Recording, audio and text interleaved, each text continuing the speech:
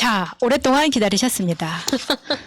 김건희의 또 다른 논문이 지금 또 난리가 났어요. 이 언니 어쩜 좋나. 영문 초록 한 문장을 뺀 94% 표절 의혹이 나왔습니다.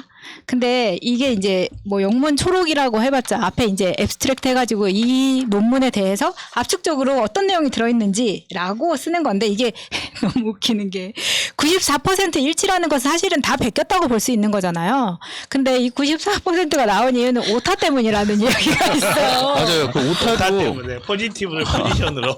아니 워즈를 월이라고 쳐놓고 나서 오타 빼니까 100%더라고요. 그러니까 그게 저는 그러면 이게 그냥 복사해서 붙인 게 아니라 일일이 타이핑을 했나? 왜냐면 워즈를 월이라고 썼다는 것은 자동 완성 기능 때문에 그렇게 됐다고 그게 볼 수 있잖아. 아니고 제 생각에는요. 이게 스캔하면 광학 문자 인식 기능이 있잖아요. 그럴 수 있어요. 광학 문자 인식 기능이 이런 식으로 오딘됩니다.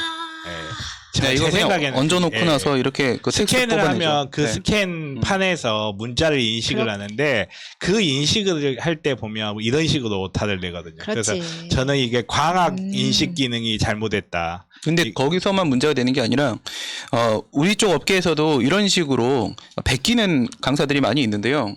말씀하신 그 스캔 사용을 해요. 근데 스캔 사용을 한 다음에 그 뒤가 더 중요해요. 그럼 스캔을 하는 과정에서 그 글자가 깨지거나 조금 다른 글자로 변형이 되는 경우들이 있는데 그 내용을 알고 있다라고 하게 되면 그거를 검수하는 과정에서 당연히 수정을 해야 되거든요. 근데 검수하는 과정에서 수정을 못했다는 거예요. 그 얘기는 내용도 모르고 뵙겠다. 이거죠. 그러니까 그냥 저의 의심으로는 그냥 찍혔을 것 같아. 제가 대학교 때 이런 알바를 한 것 같아요. 한국 같은 거는 뭡니까? 그러니까 알바가 이게 타이핑하는 알바였는데 그 막 한문이 들어있는 그런 여러 페이지가 있었어요. 그거를 이제 한글로 옮기는 거였는데 지금 생각해 보니까 그게 이런 작업이었을 수 있겠구나 라는 생각이 그 민족문화연구소에서 하는 알바였어요. 네, 해봤습니다. 저 대학 다닐 때 무슨 일이 있었냐면 산부인과 선생님이 아침에 컨퍼런스 할 때 발표를 하는데 1년차가 발표하려고 PPT를 딱 띄웠는데 노동과 배달 딱 써져 있는 거야. 난리가 났죠. 영어로 하면 레이버 앤 딜리버리, 분만과 진통과 분만인데 그거를 그 복사의 그 해석해 여자친구한테 그걸 시키니까 레이버 앤 딜리버리 노동과 배달로 해가지고 딱 그 짝이거든 지금. 근데 이거 베낀 거를 보면요, 진짜 너무 얍실하다 못해서 이건 너무 심하다 보이는 게 그 제목 자체도 베꼈어요. 그러니까 내용 그대로 갖다가 베낀 건 물론이거니와, 그러니까 2007년도에 논문 2개, 그리고 2008년도에 논문 1개, 지금까지 밝혀진 건 총 3개의 논문을 표절했다, 이렇게 얘기가 되고 있는 거고, 그 중에 하나 같은 경우에는 매우 심각하다, 지금 얘기가 나오고 있는 건데요. 2007년도 2개 중에서 한 가지 같은 경우에, 김영진이라는 사람이 2002년도에 썼던 논문이 있는데요. 그 제목이 인터넷 쇼핑몰에서 이 satisfaction에 영향을 주는 요인 연구, 이렇게 돼 있어요. 근데 인터넷 쇼핑몰에서의 인터넷을 온라인으로 딱 바꾸고요. 네, 그 다음에 쇼핑몰에서의 에서를 빼요. 에서를 빼고, 그 다음에 영향을 주는 요인 연구에서 주는을 미치는으로 바꾸고요. 그 다음에 조사도 틀려요. 조사도. 네, 요인에 대한 연구에서 요인 대한 연구. 그러니까 이 제목 자체도 한 줄짜리도 제대로 못 뺏겨가지고 이러고 있다라는 거죠. 그러니까 유지가, YUJI가 그냥 나온 게 아닙니다. 유지와 같은 현상들이 여기저기서 지금 계속 발견이 되고 있는 겁니다. 그러니까. 하지만 새벽 2시에서 3시까지 열심히 책을 읽고 컴퓨터 앞에서 열심히 공부를 하는 사람이니까요. 박근혜도 책을 열심히 읽는다고. 감옥에서도 대털, 범털 뭐 이런 만화책 열심히. 그것도 독서니까요. 아, 네. 그렇게 아니, 열심히 공부를 하는데, 예, 우선 영단어도 모르고, 네, 우리말도 모르는 것 같습니다. 그러니까 우리가 사실은 김건희의 뭐 논문까지 우리가 뭐 입증을 해라 뭐 이렇게 할 필요는 없는데, 사실 이거는 김건희가 본인이 자기가 석사 2개, 박사 1개를 땄다고 하니까 사람들이 너무 칭찬해주고 싶잖아요. 아, 이렇게 바쁜 와중에도 저렇게 학위를 열심히 땄구나. 도대체 예비 영부인의 논문은 어떤 논문일까? 이런 순수한 마음으로 봤더니 멤버 유지에서 사람들이 빵빵 터지는 거지. 이거는 국민들에게 웃음을 주기 위해서 만든 논문이 아니냐. 검증 절차에 들어가다 보니까 이제 열린민주당에서 이제 논문 3편 가지고 기자회견도 하고, 여기에서 이제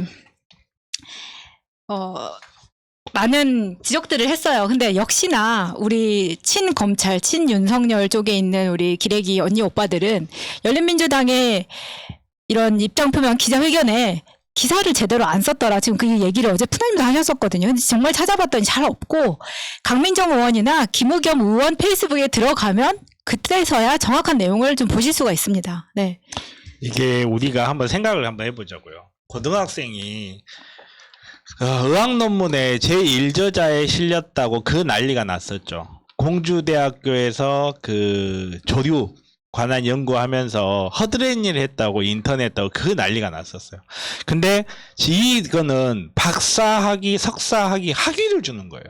학위를 주는 논문이 거의 카피 수준으로 돼 있는 게 논문이 나온 거예요. 이쯤 되면 이거는 업무방해 아닐까요? 저는 이거 보는 순간 업무방해일 수 있겠다는 생각이 좀 들더라고요. 아니 당연히 업무방해죠. 이 정도 아니 왜냐면 똑같은 잣대로 조국 전 장관 것만 생각하면 우리가 계속 그것만 비교를 할 수밖에 할 없잖아요. 수밖에 없잖아요, 우리가. 그러니까 누구 논문이 어땠다 저랬다. 사실 논문이라는 건 굉장히 중요한 거예요. 우리가 박사 학위를 볼 때 왜 시험은 안 보고 논문으로 볼까요?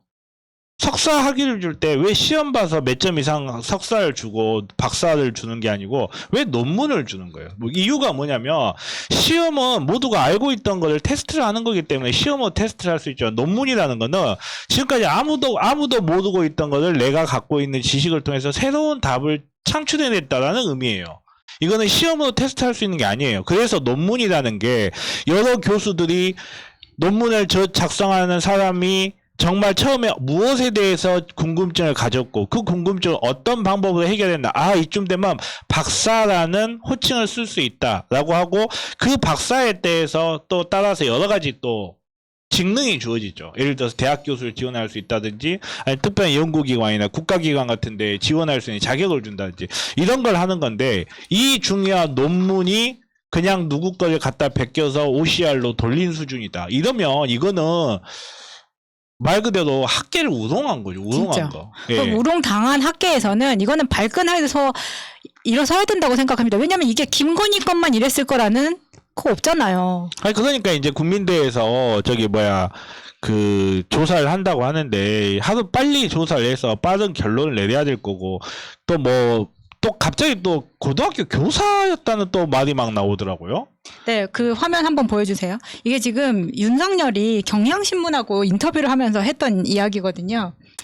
보시면은 집사람은 새벽 2, 3시까지 책을 읽거나 컴퓨터 앞에 앉아있을 만큼 쉴 틈 없이 공부하고 열심히 일하는 사람이다. 고등학교 교사와 대학 초빙, 겸임 교수도 했고 석사 학위도 2개나 받았다. 라고 본인이 입으로 말했습니다. 자, 여기서 자꾸만 우리한테 먹잇거리를 계속 지금 창출해주고 계세요. 그러니까 우리는 고등학교 선생님까지 했다는 걸 몰랐어. 그럼 고등학교 선생님을 했으면 증빙을 보여줘야죠. 이거는 확실하게 이 사람이 석사, 박사도 이렇게 엉망으로 땄는데 어떻게 고등학교 선생님을 할 수 있었느냐. 출퇴근했던 고등학교에 어떻게 들어갔는지부터 이거 압수수색 해가지고 밝혀내야죠. 초빙 겸임 교수를 했다는데 교수라는 자리는 정말로 박사 학위가 있다라는 전제하에서 주는 자리잖아요. 이게 교수님 이런 그렇습니다. 엉터리 박사학위를 가지고 초빙 교수 자리를 얻었다. 그러면 이거는 사실상 이거 표창장 위조나 다들 못지. 아니 근데 줄리래. 그 김건희가 대학에서 강의를 했다고 하죠. 뭐 고등학교에서야 무슨 뭐 여러 가지 방식으로 교사할 수 있으니까 뭐 그렇다 치고 그런데 대학에서 강의를 할 수 있는 전문 분야가 하나가 있긴 있습니다. 논문 표절 강의를 할 수가 있는데요. 네, 논문 표절을 어떻게 하는 것인지 많은 경험을 바탕으로 사실 이제 논문이라고 하게 되면요.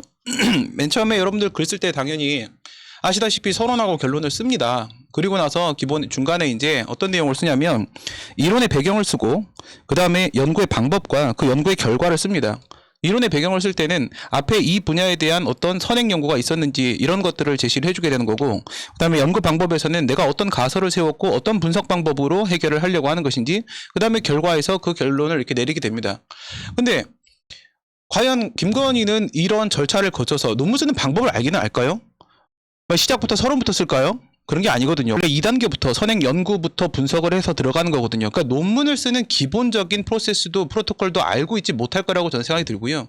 그대로 베낀 거기 때문에 표절 강의 정도는 할 수 있을 거다 생각이 드는데 표절 강의도 못해요. 스캐너에다가 종이 꽂고 스캔 버튼 누르고 출력했는데 스캔 이분 강의. 가지고 한 5분 하면 끝나겠네. 아니 근데 방금 보여드린 그 윤석열의 인터뷰에서도 보시면 이제 석사학위 2개나 받았다라고 해서 끝나잖아요. 박사학위 언급을 안 합니다. 근데 이 인터뷰가 박사학위 논문이 문제가 되고 난 후에 한 인터뷰라서 그렇죠. 지금 박사학위는 은근슬쩍 뺀 거거든요. 근데 박사학위를 국민대 미대에서 받고 나서 국민대에서도 상황이 지금 엄중하다라고 지켜보고 있기 때문에 은근슬쩍 박사학위를 언급하지 않았지만 우리가 여기에서 이제 고등학교 선생님을 했다는 거 하나 또 아이템 찾았고 그리고 대학 초빙 겸임 교수 이거 어디서 했냐 그리고 박사학위 2개 받은 것에 대한 논문의 철저한 검증을 그렇죠. 들어갈 수밖에 없는 그거 상황이 갈 수밖에 됐어. 없죠.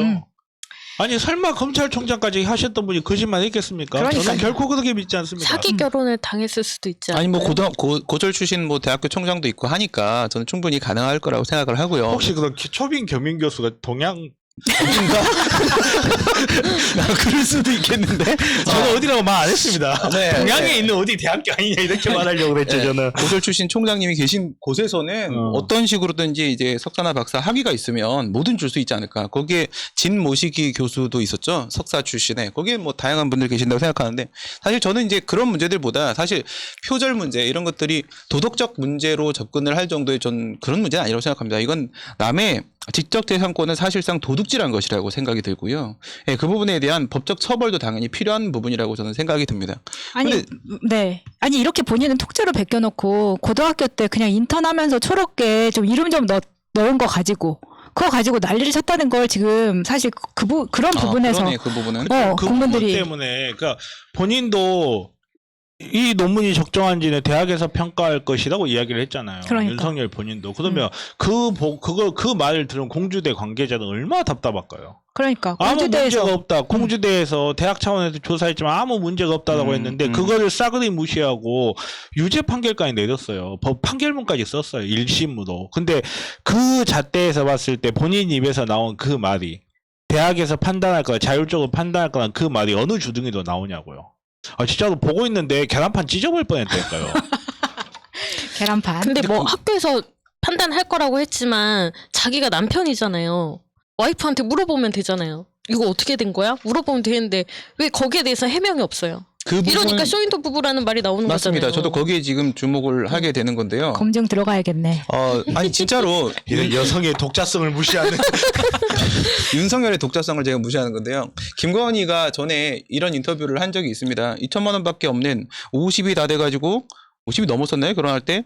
네, 나이 들어가지고 2천만 원밖에 없는 윤석열이라는 사람을 자기가 구제해 준 것이다. 그래서 이런 식으로 뭐 줄리 인터뷰를 하거나 이런 것들도 남편하고 뭐 전혀 상의 없이 그런 식으로 막 행동을 할 수 있는 거라고 저는 생각하거든요. 자신이 상당히 우월적 지위에 있다 이런 식으로 생각을 해요. 그럼 김건희는 윤석열을 그런 식으로 생각을 하고 있다고 했을 때 윤석열은 김건희를 어떻게 생각하고 있을까요? 윤석열이요. 발끈 윤석열 이렇게 얘기하잖아요. 자신과 관련돼서 조금이라도 뭔가 의혹을 제기하게 되면은 바로 발끈해서 막 나서서 이제 막 떠들고 그럽니다. 그런데 어떻게 법정 구속됐다라고 하는 그 요양급여 부정수급으로 법정 구속됐다라고 하는 장모 최은순 문제에 대해서 법은 공평하게 적용하는 것이다, 집행해야 되는 것이다, 이런 정말 놀라운 평정심을 유지할 수가 있는 것인가.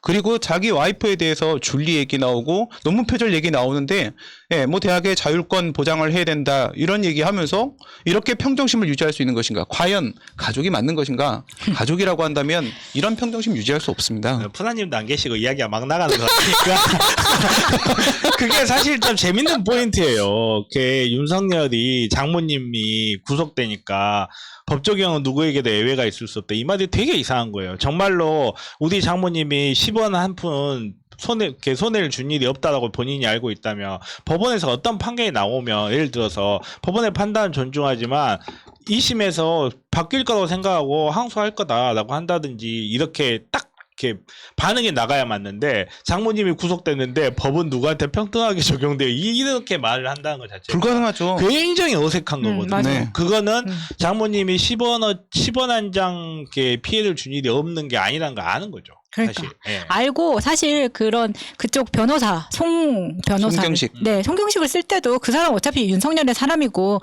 소개를 해줬을 때는 문제가 있다는 걸 인지하고 있었다고밖에 볼 수 없고, 잠깐 이 이슈를 좀 마무리하면서 김우겸 의원이 어제 이 김건희의 논문에 대해서 했던 기자회견에서 했던 말로 마무리를 하겠습니다. 조국 장관 가족을 멸문지화에 이를 정도로 혹독하고 가혹한 수사를 펼쳤다. 부당한 방법으로 학위를 받고 대학 강의까지 했다면 문제는 더욱 심각하다. 조국 가족에게 했던 철저한 조사를 자신에게도 적용하라. 이 말을 돌려드리고 싶습니다. 네, 이슈는 여기까지 하겠습니다.